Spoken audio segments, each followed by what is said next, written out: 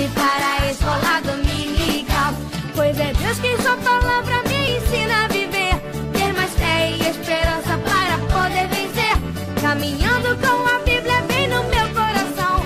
Quando chega o pecado eu digo não, não, não, não, não. Cada manhã louvo a Deus com prazer, mas domingo para mim é um dia especial. Saúdo a todos os internautas com a doce paz do Senhor. Nós já vamos para a segunda lição desse último trimestre do ano de 2017.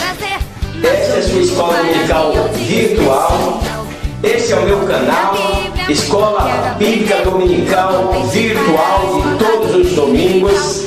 Gostaria que você fizesse comentários, que você curtisse e que você aí interagisse conosco aí nesses comentários, para que nós possamos cada dia mais trazer mensagens que nos edifica. E nós vamos para mais uma lição da CPAD, a salvação na Páscoa judaica.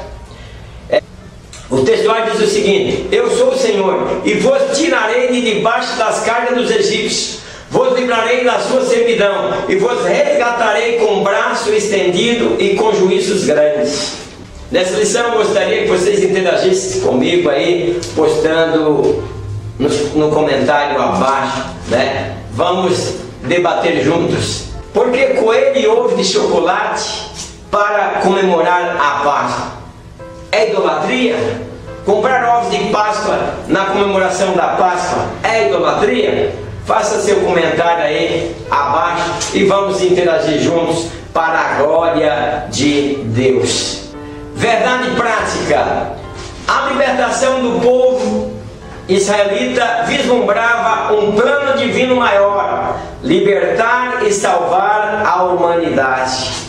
Na Páscoa, introdução. Na Páscoa, os israelitas relembram o modo milagroso pelo qual Deus operou a salvação de seu povo, livrando-o da opressão, do sofrimento, da angústia e da escravidão promovida pelos egípcios. Nesta lição estudaremos os aspectos chaves e simbólicos da Páscoa e o novo significado que tão importante celebração assumiu com a morte e a ressurreição de nosso Senhor Jesus Cristo. O objetivo da primeira parte da lição: mostrar como se deu a instituição da Páscoa. Então nós vamos estar mostrando aqui quando foi e como foi a instituição da Páscoa. A instituição da Páscoa. No ponto 1, livramento nacional. No ponto 2, a libertação da escravidão. E no ponto 3, nós veremos sobre a nova celebração judaica. Ponto 1, o livramento nacional. Para o povo de Israel, a Páscoa representa o que o dia da independência significa para um país colonizado por uma metrópole. Mais ainda, essa magna celebração significa a verdadeira libertação experimentada por uma nação, expressada pela liberdade espiritual do povo para seguir a Deus Criador. Então nós estamos vendo sobre a Páscoa. Nesse primeiro ponto nós estamos vendo sobre o livramento nacional, que para Israel a Páscoa representa o mesmo, uma independência de uma nação, de um país colonizado. Então a Páscoa quer dizer livramento, libertação. Então eles foram libertos da opressão no Egito. Por isso que nós vamos vendo a seguir que é comemorado a Páscoa dos judeus. Ponto 2, a libertação da escravidão. Ser escravo no Antigo Oriente era estar sob a dependência política, econômica e social de outra nação. A religião a ser professada pelo povo escravo era a da nação dominadora. Logo, não havia dignidade nacional para a escrava. Do sofrimento da escravidão, o clamor do povo chegou a Deus, que lhe proveu um livramento. Meus queridos, nesta lição nós podemos voltar no tempo e entrarmos na história de Israel. Nós sabemos que José foi vendido para o Egito e depois seus familiares foram todos para lá e foram bem tratados. Mas depois depois aconteceu que morreu aquele faraó que cuidava bem da família de José. E aí levantou-se outro faraó que não conhecia José. E aí o que aconteceu? Começou a escravizar o povo. E a vida escravizada lá no Egito era muito difícil. E aí o povo começa a clamar a Deus. E aí nós vamos ver que essa lição, ela aponta para o nosso livramento que Jesus Cristo nos deu ali na cruz do Calvário. Hoje nós estamos libertos da escravidão do pecado, porque Cristo se entregou na cruz por nós. A nova celebração judaica, a Páscoa passou a ser a nova festa religiosa dos israelitas, instituída por Deus. Os israelitas passavam 8 dias comendo pães sem fermento, fatia de pães asmos. Tudo isso para trazer à memória a grande fuga do Egito, que fora tão rápida, a ponto de não haver tempo para deixar o pão caseiro crescer, pois esse pão deveria ser consumido antes de a massa levedar. Então, meus queridos, nós estamos vendo aí um comentador nos informando, nos ensinando a respeito da Páscoa, que era comemorada pelos judeus. A Páscoa, por exemplo, eles celebraram a Páscoa para depois saírem em liberdade. Tinha que ser uma coisa rápida, a ponto de não haver tempo para deixar o pão caseiro crescer. O objetivo da segunda parte da lição, do ponto 1 a 3, explicar a importância e o significado do Cordeiro Pascual. Então, quem é o nosso Cordeiro Pascual? Hoje é Jesus. Ele morreu porque sem derramamento de sangue não haveria remissão. E nós fomos redimidos pelo grande amor de Cristo a nós. O Cordeiro da Páscoa. O Cordeiro no Antigo Testamento, nós vamos ver no primeiro ponto, e no 2, Jesus, o verdadeiro Cordeiro Pascual. Ponto 1, o Cordeiro no Antigo Testamento. No Antigo Testamento, o Cordeiro constituía parte fundamental do sacrifício oferecido para a remissão dos pecados. Para oferecer o Cordeiro em sacrifício, o sacerdote e o povo deveriam observar algumas exigências. O animal deveria ser completamente limpo, não poderia haver mancha, nem outro defeito, ser imaculado e plenamente saudável. Todo esse simbolismo apontava para Jesus, o verdadeiro Cordeiro Pascual. Então, meus queridos, nós estamos vendo aqui que todo aquele cerimonial que se fazia na antiguidade do povo israelita, do povo de Deus, eles apontavam para Cristo, o Cordeiro imaculado e sem mancha. Então tinha que ser um animal sem defeito. E o que acontecia, meus queridos? As pessoas pecavam, então muitos animais foram mortos. Quando as pessoas pecavam, trazia aquele animal até o sacerdote para que o sangue daquele animal fosse derramado e a pessoa ficasse livre do seu pecado. O que queria dizer isso? Aquele que trazia o animal para sacrificar, colocaria a mão sobre a cabeça do animal e dizia: eu reconheço que tu está morrendo no meu lugar por causa do meu pecado. Então, muitos animais morreram. E daí Jesus Cristo veio e ofereceu esse sacrifício uma vez para que nós pudéssemos ser salvos. E com Jesus Cristo foi o Cordeiro imaculado, sem mancha, que deu a sua vida por nós. Sendo homem, se entregou para que nós pudéssemos ter direito à vida eterna, ter direito à comunhão com os céus.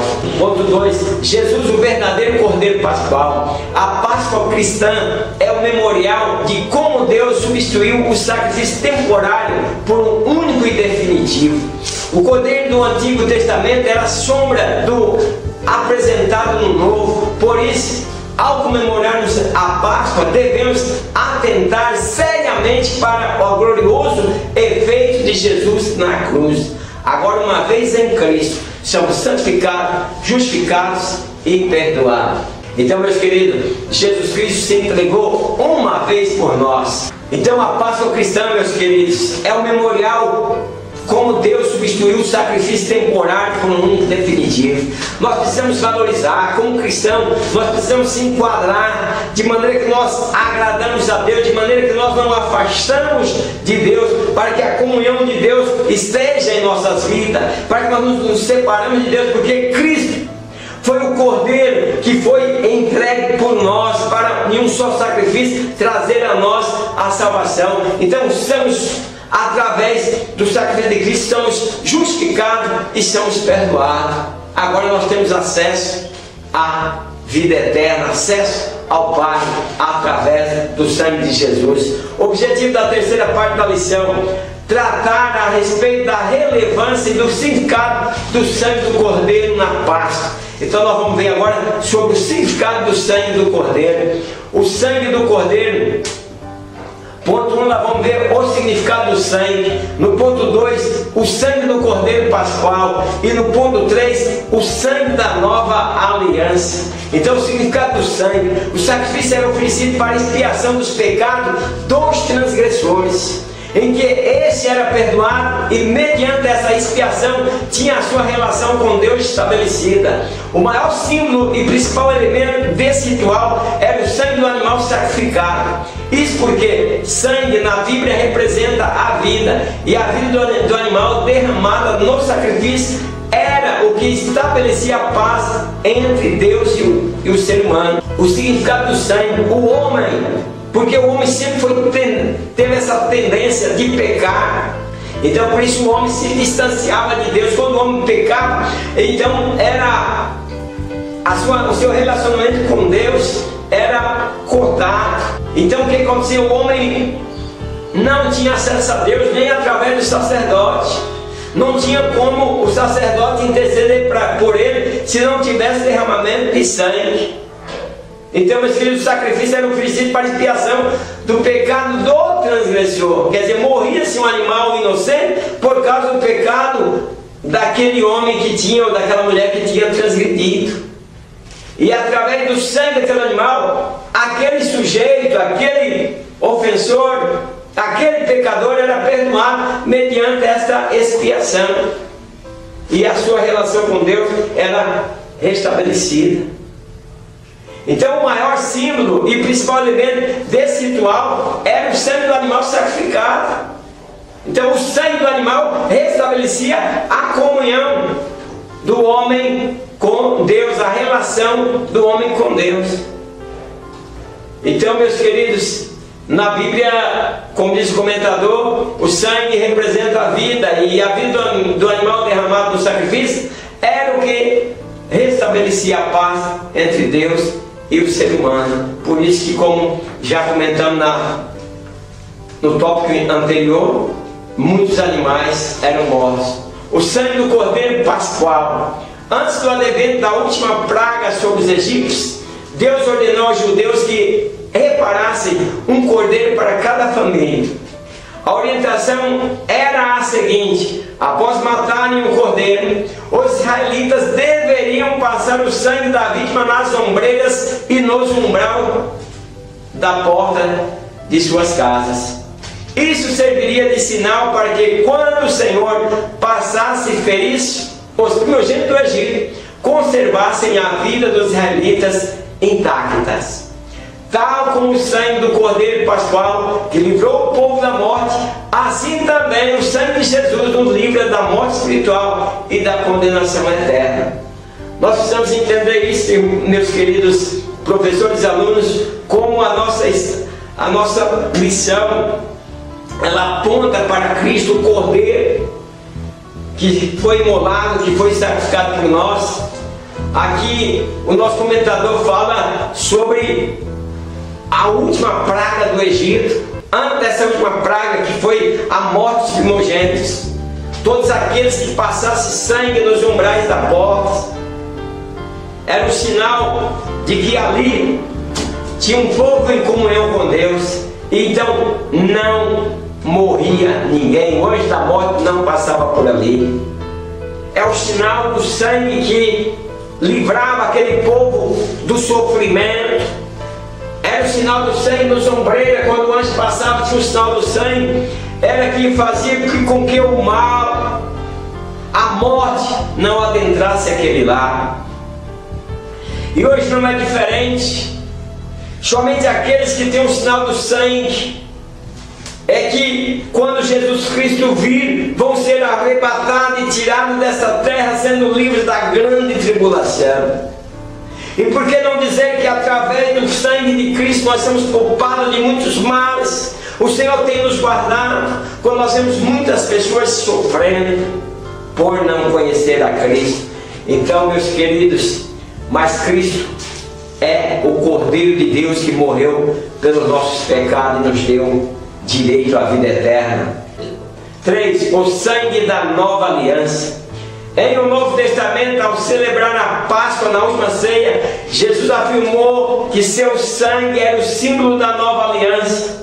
O livro de Hebreus afirma que Cristo é o mediador da nova aliança e mediante seu sangue, nesse sentido, o sangue da nova aliança deu acesso direto do ser humano ao trono da graça. Então, meus queridos, todos nós hoje temos esse direito de falar diretamente com o Senhor, através desse sangue da nova aliança, através dessa reconciliação que Jesus fez, descortinando de maneira que nós possamos viver o céu, enxergarmos o céu e esperarmos o céu. Conclusão: a Páscoa para os judeus é a memória da ação salvadora de Deus. Para nós os cristãos é a recordação da ação redentora de Jesus em favor da humanidade.